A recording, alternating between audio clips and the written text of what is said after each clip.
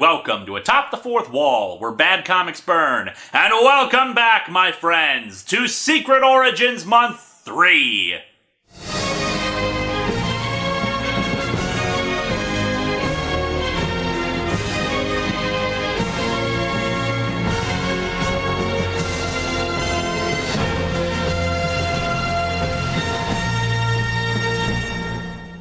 Today we're looking at the origins of a character who was intentionally designed to be the guy that everybody hated.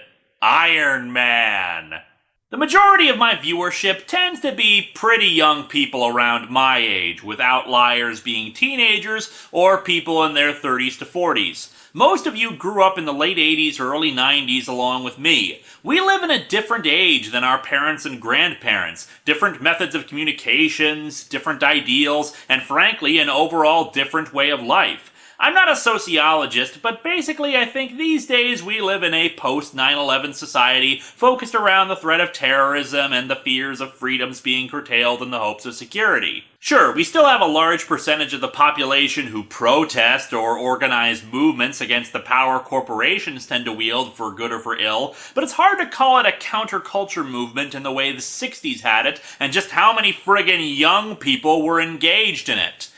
And how many members who ascribed to many of those ideologies were also comic book fans. Back then, corporations were one part of it, but the movement was against any power structures whatsoever, particularly the government or the military. To be part of them was to be the man, and not in the good, dude, you're the man kind of way. You were a part of the system that was actively trying to oppress them, as far as they were concerned anyway.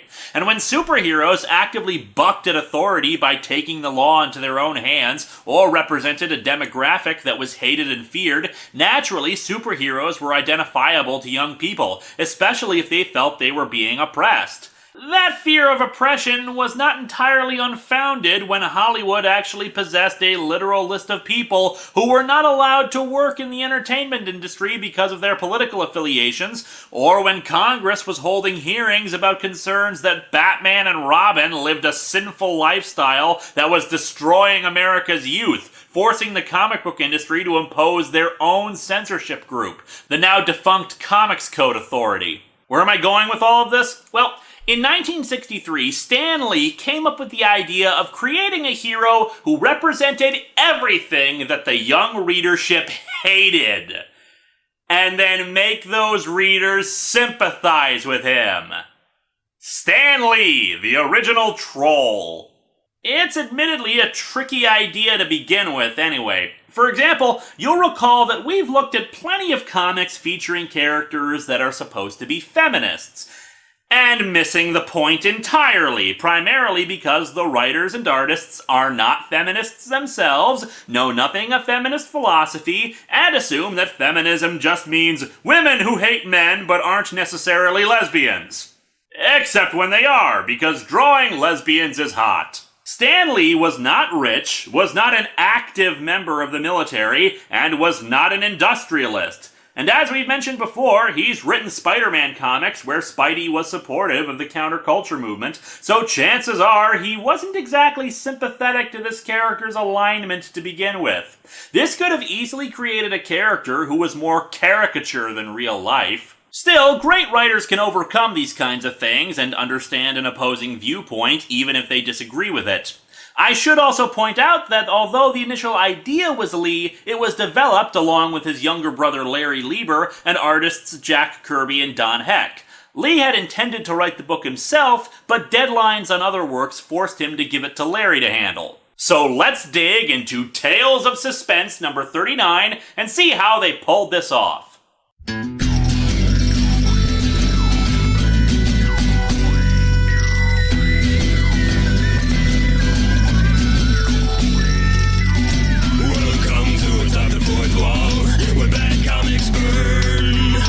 Linkara's gonna teach you all a lesson you won't learn. Brodsky, you're not the smartest. Life out, you're not an artist. Anyone who's had a bad comic published, it could be your turn.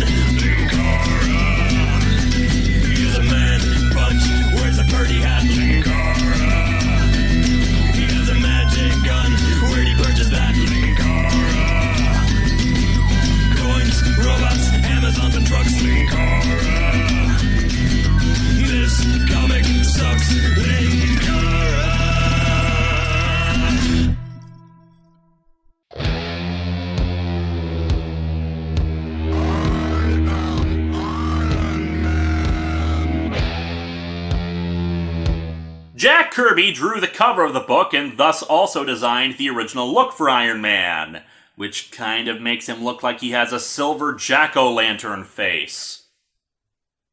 I am Iron Man! While Kirby was responsible for the initial look of the suit, because the book's interiors were drawn by Don Heck, he gets the credit for Tony Stark and the other characters.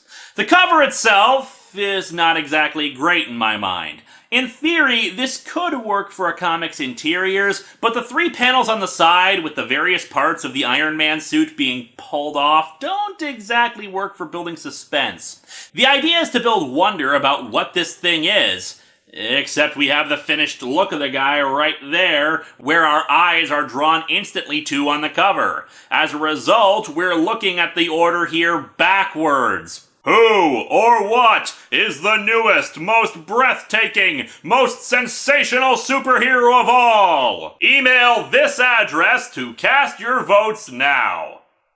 Who?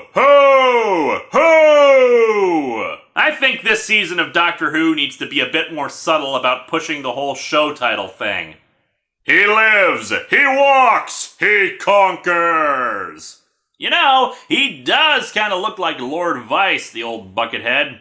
Anyway, I should note that while I am reading this from the Marvel First The 1960s trade paperback, the scans are from a DVD copy that Marvel released that featured pretty much every Iron Man story printed up to that point, much like the Star Trek DVD I've talked about before. I don't know how many of these there are, though I do know that there's also a Spider-Man set of DVDs that follows the same premise.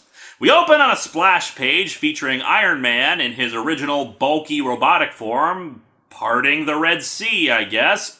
Or maybe he's working on his drapes. I can't really tell what these things are. Watch his awesome approach. Listen to his ponderous footsteps as he lumbers closer, closer, and closer.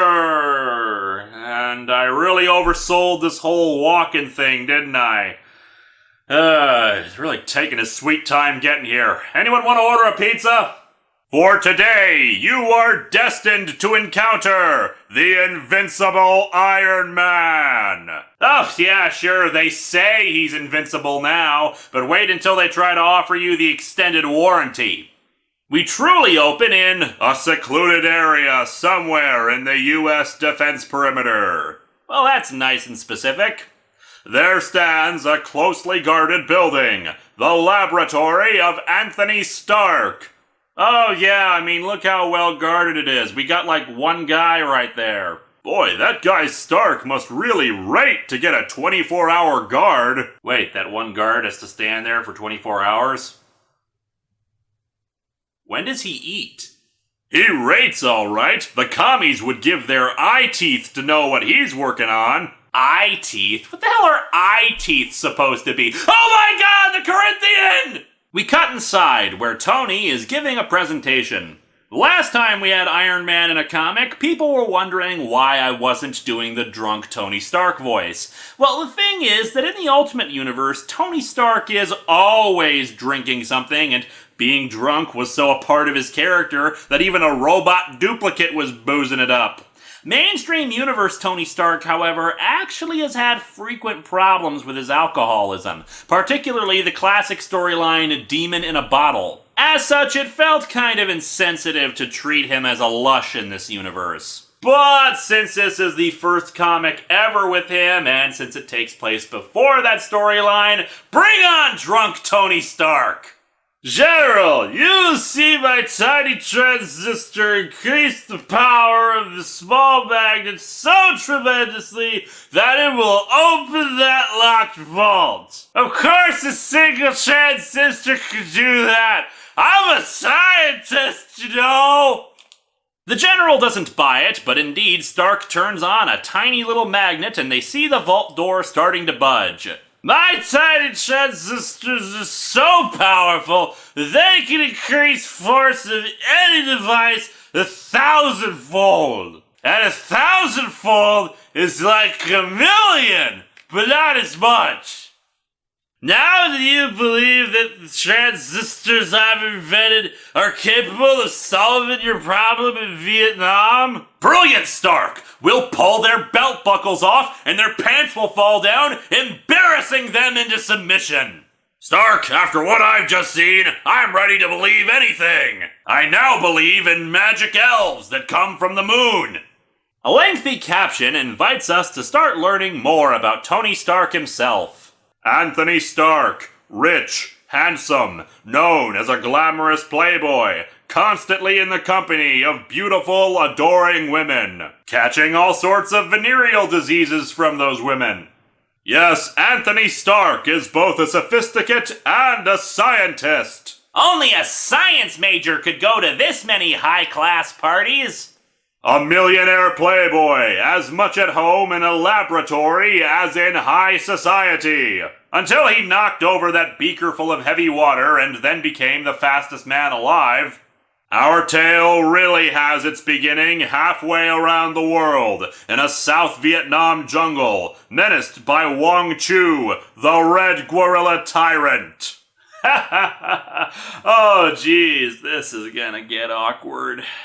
Ha! I have brought another village to its knees. Now for the wrestling match. You can feel it, dude!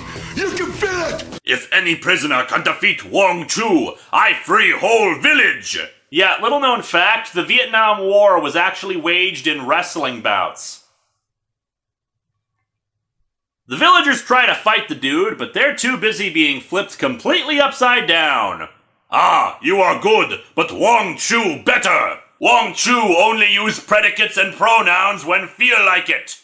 You may have noticed that all the Vietnamese in this comic are partially tinted yellow, and in the background we can see this buck-toothed fellow. Thanks, 1963. Just thanks.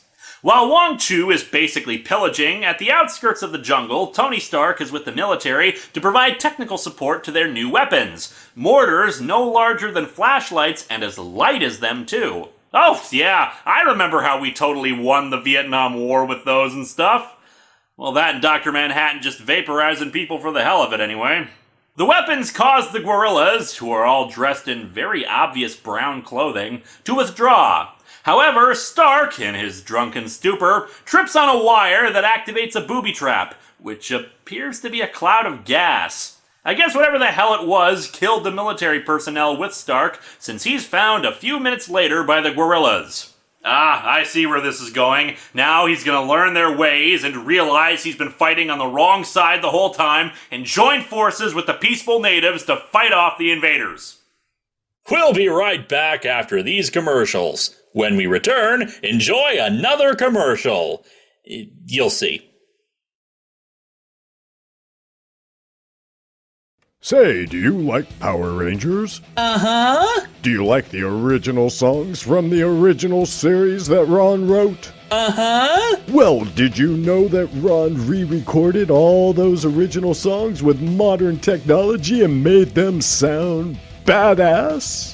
Well, I do now. Well, he has, and you can get them all at bandcamp.com for $7, including all the instrumental versions. And here he is to tell us a little bit about it. Hey guys, it's Ron Wasserman, and I hope you love these new versions as much as I do. I had the greatest time remaking the original songs I wrote for the series. Wait, what are you doing? Give me that microphone. Be sure to buy them now or Ron Wasserman will hunt you down like an animal. I didn't say anything about hunting people down like an animal. What are you, nuts? Ron Wasserman has special music-based powers and will destroy you through the speakers if you don't purchase the album and play it over and over and over and over and over again. Will you shut up? Anyways, if you guys can go grab the album, that's Power Rangers Redux, R-E-D-U-X. It's at bandcamp.com. It's at iTunes and probably everywhere else by the time you hear this. I'm leaving now. Bye! He has magical powers. You must believe me. I don't have magical powers. Will you stop telling him that? Go!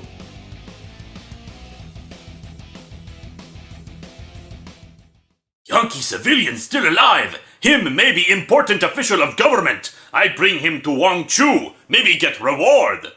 You know, I really don't get this kind of thing. Why would they be speaking broken English? I have to presume they're speaking Vietnamese to each other, and I would hope they could speak their own language with proper grammatical structure. Because poor literacy exists in all languages. They bring Tony to their headquarters, where apparently Wong Chu was smoking a paintbrush. I especially love how his pinky finger is extended while he smokes it.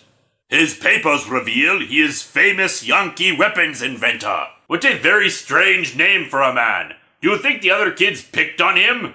How is he? Bad. Much shrapnel near his heart. Impossible to operate. Cannot live longer than 1 week. Apparently, we can't speak our own language very well, but we are very skilled doctors. Go figure. In a few days, shrapnel will reach his heart. Then he will die. Nothing can save him. Bah! We can use his genius. Wong Chu will trick him into spending his last days on Earth working for us. Wong Chu like to speak in third person. Wong Chu like Tarzan. Wong Chu lies to Tony and says that his surgeons can save his life, but he'll only order them to do it if he agrees to make weapons for them. Tony doesn't buy it, since he figures if they could save him, they'd do it right away to make sure he was alive long enough to finish the weapons. I know I've only days to live, but my last act would be to defeat this grinning, smirking red terrorist. All right, Wong Chu, I'll do it. I'll need a constant supply of martinis dripping intravenously into my veins. Here, room where you work. Plenty of scrap iron. Plenty tools. You build fast go-kart. Win race. Save community center. This I promise you. I shall build the most fantastic weapon of all time. I'm gonna make schnapps that'll knock you on your ass. I'll build it alright, but it'll be mine. Made for only one purpose. To keep me alive. I mean, for crying out loud, I didn't even see a single distillery around here. Later, Wong Chu tosses in a scientist named Professor Yinsen, another prisoner of his who refuses to help the evil red tyrants. Professor Yinsen, in college I read your books. You were the greatest science guy of all. I was especially fond of your Idiot's Guide to Physics series. Stark reveals his plans to Yinsen. An Iron Man. Fantastic. A mighty electronic body to keep your heart beating after the shrapnel reaches it. What a great idea! The heart will start pumping out copious amounts of blood into his chest because of all the holes the shrapnel caused. Wait, what? Naturally, Wong Chu's men never bother watching the two to make sure they're not doing something like this. I've done extensive work with transistors. I can design them in any size to perform any function. Can you make a transistor into a girlfriend? Okay, not any function. What about a transistor-powered potato salad? Look, shut up! You know what I meant! As the days pass, Tony feels things getting worse for him. I can feel the pressure. My time is running out. Yes, I can tell the shrapnel is getting worse for you because of, your headache. Maybe the cure for shrapnel in your heart is just an Alka-Seltzer. There, the self-lubrication system is completed.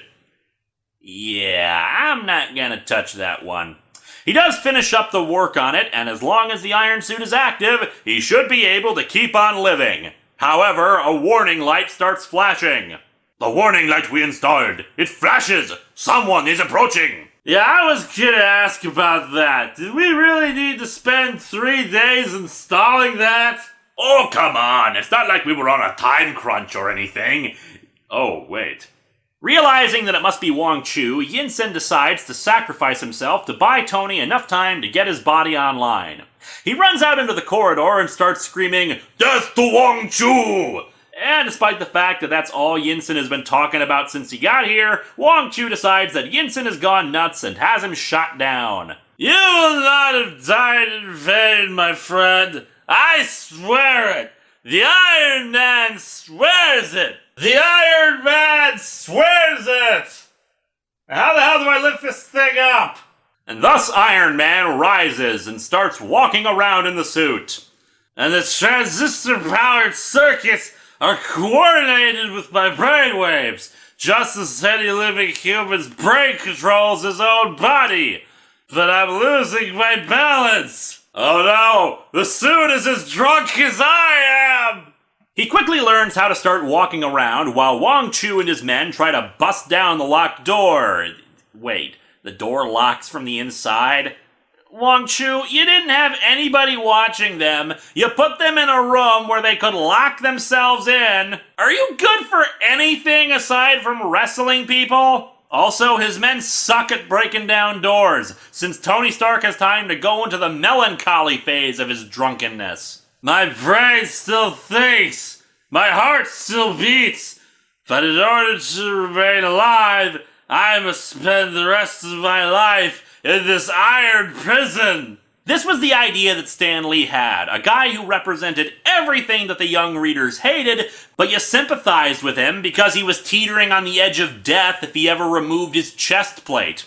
Now, eventually they did cure him of the need to wear the outfit, but by that point, readers just liked the guy in general. But enough pathos, it's time for silliness. They'll soon be through the door. I must conceal myself until I can plan my next move. Good thing I installed that cloaking device! Oh wait, that was just an hallucination after the third bottle of vodka. Fortunately, Yinsen and I equipped my iron body with many attachments, such as these. I could open beer cans, and I have a tiny screwdriver. Oh, and a spring-loaded missile launcher. I'll fasten these suction cups to my palms and turn on my transistor-powered air jets. They work. They give me the power to soar into the air. And they're quiet, too! So Iron Man uses the suction cups to attach himself to the ceiling and pretend he's just the ceiling fan, I guess. They don't dream of looking up here in the shadows. Oh yeah, I mean, look at just how poorly lit this room is. I'm seeing lots of shadows where you can fit a giant armored suit. The Yankee is gone. He has built us no weapons. I wonder if I should tilt my head up slightly. Nah, not worth the effort. While you hunt down Yankee, I shall amuse myself at favorite sport. But sir, cheerleading is not a sport. Well, it should be, damn it! With such complex moves and the potential for injury, it needs protection as sport! After the idiots leave, Tony comes across a lab coat, which conveniently fits him, and a hat, planning his next move. Outside, Wong Chu finishes wrestling another guy, but someone comes up challenging him. And just like in Ninja Turtles, a big coat and hat completely conceal your identity. Show yourself! Let me see the face of the one I am about to destroy. As you wish, tyrant. First, I shall remove my clothes. Oh my. Wong Chu is naturally shocked by the appearance. You are not human. You are machine. I am an Iron Man.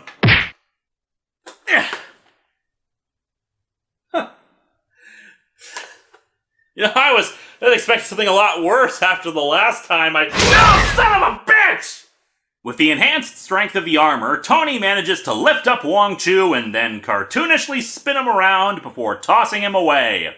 Wong Chu is naturally pissed, possibly because he's not wearing any shoes in the jungle, and orders his men to fire on him without any success. He then orders them to get grenades and bazookas, but Iron Man uses reverse magnetism to send all of their weapons away.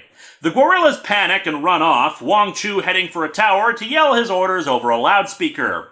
However, one of the many other things they apparently decided to install in the armor is an antenna that allows him to create electrical interference and drown out Wong Chu's speaker with static. He then somehow manipulates his own voice to sound like Wong Chu's and orders all his men to flee into the jungle. He charges after Wong Chu, who throws down a file cabinet filled with rocks down a flight of stairs at him. Okay, either he had a bunch of rocks just sitting inside the tower, or that file cabinet was already filled with rocks. Why? And Wong Chu runs off to execute all the prisoners that he now has, I guess. but no drawers filled with rocks can hold back iron limbs powered by electronic transistors. Okay, Tony, we get it. Transistors are awesome. I will give all my money to companies that make them. Jeez. Getting the file cabinet full of rocks off of him apparently took up most of his remaining power, and he can't pursue Wong Chu. However, seeing that Wong Chu is running near an ammo dump, he shoots out a stream of oil near it and lights up the trail, blowing up, I guess the entire camp, since seconds later we see the entire place is in ruins. I have set the prisoners free. Free from their petty, insignificant lives. It's all over. Now, Professor Yinsen, rest easy. You who sacrificed your life to save mine have been avenged. I'm sure your family would have wanted your body for burial, but whatever. And so our story ends with Iron Man apparently finding some pants and the trench coat and hat again, walking off into the jungle to seek help. Because he is completely inconspicuous in that white outfit in a green jungle. This is actually a pretty good origin for Tony Stark, aside from a few hiccups. There's some silliness, like the overuse of the word transistor for being able to do all the crap they do here, and the portrayal of the villains is a bit racist when you get right down to it. The one big problem with the origin is its time frame, since it's set explicitly in the Vietnam War.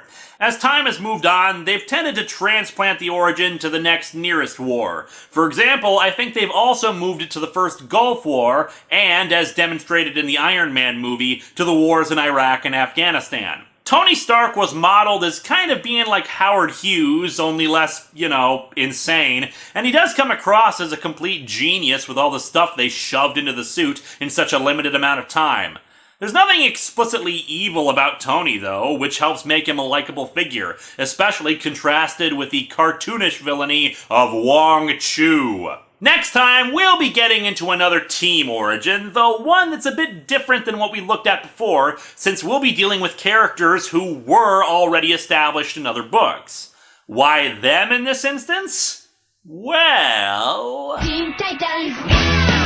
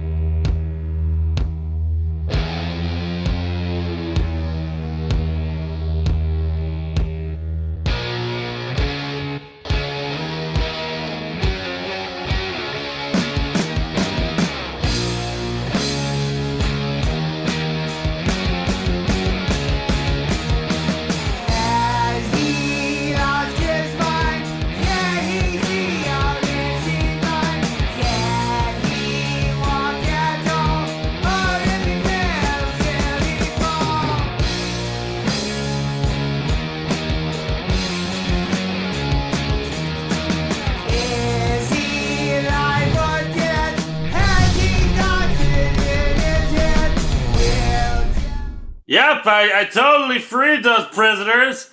I certainly didn't just get drunk or anything and forget all about them.